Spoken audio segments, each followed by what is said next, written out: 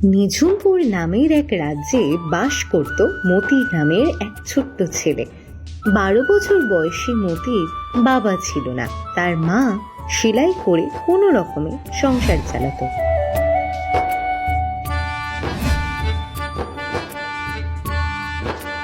একদিন মতি আর তার মা বাজারে গিয়েছিল কিছু জিনিস কিনতে।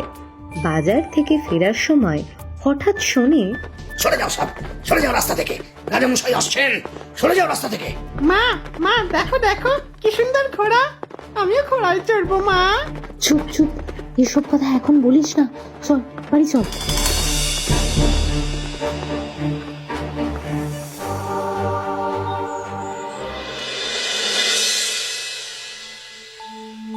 তুমি আমাকে বাড়ি নিয়ে এলে কেন? আমি একটু ঘোড়ায় চড়তাম। আমরা গরিব মানুষ বাবা, আর ঘোড়ায় চড়া ওসব রাজা মহারাজাদের ব্যাপার। না না, আমি ওসব কিচ্ছু জানি না, কিচ্ছু না। আমার ওই ঘোড়াটা খুব ভালো লেগেছে, আমি ওতেই চড়বো মা। এ তো আচ্ছা মুশকিল হলো, আমি এখন কোথা থেকে ঘোড়ায় চড়াই বলতো তোকে? আমি চড়বই ঘোড়া, না হলে আমি খাবো না, পরবো না, কিচ্ছু করবো না, কিচ্ছু না। আচ্ছা বাবা, কাঁদিস না, থাম, আমি চড়াবো তোকে ঘোড়ায়, আর কাঁদিস না। সত্যি? তাহলে তাহলে নিয়ে চলো এক্ষুনি, চলো। ও মা, এক্ষুনি কি রে? কাল সকালে তুই যাবি রাজার রাস্তা বলে, কেমন? সেখানে ওই রাজার ঘোড়াদের দেখাশোনা করে আমার এক দূর সম্পর্কের ভাই, তার নাম হলো চরণ। তুই ওকে গিয়ে আমার নাম বলিস, দেখবি ও ঠিক একটা ব্যবস্থা করে দেবে। তুমি খুব ভালো গো মা, খুব ভালো। আমি ঘোড়া চড়বো, ঘোড়া চড়বো, কি মজা, কি মজা।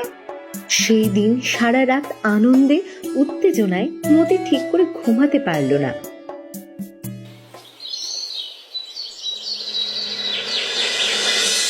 পরদিন ভোর হতে না হতেই সে চলে গেল রাজার আস্তাবলে। সেখানে চরণকে খুঁজে বার করে নিজের পরিচয় দিল এবং নিজের ইচ্ছের কথা জানালো। সে কি রে মতি, তুই ঘোড়া চড়বি? কেউ জানতে পারলে কি হবে জানিস? কি হবে মামা, একটু ঘোড়াই তো চড়বো। চড়াও না মামা, চড়াও না। শোন, রাজামশাই খুব রাগী আর অহংকারী।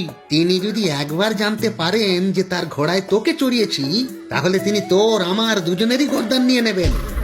কিচ্ছু হবে না মামা, কেউ জানতে পারবে না। আমি একটু চড়েই নেমে পড়বো।